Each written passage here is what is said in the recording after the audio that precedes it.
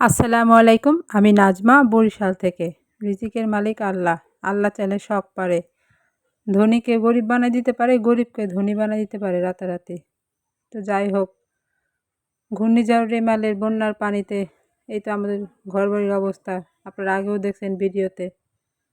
এখন আবার দিলাম। বন্যার পানিতে সবাই ক্ষতিগ্রস্ত হয়েছে। যাদের কাঁচা ঘর, মানে মেঝে কাঁচা, উপরে টিন, এমন কেউ নাই তাদের ঘরবাড়ি ভাঙে নাই। শুধু আমার জন্য না, আপনারা সবাই আমাদের জন্য দোয়া করবেন। যদি আমাদের ভালো লাগে, আমাদের ভিডিও ভালো লাগে, আমাদের জন্য দয়া মায়া হয়, লাইক দিবেন।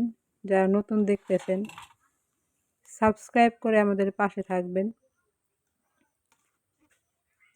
বাগানের পাশে থেকে কচুরলতি নিয়ে আসছিলাম কিছু, আর ঘরে কিছু কাঁঠালের বিচি ছিল, আর একটা নারকেল ছিল। তাই দিয়ে আজকে আলহামদুলিল্লাহ আমাদের খাবার।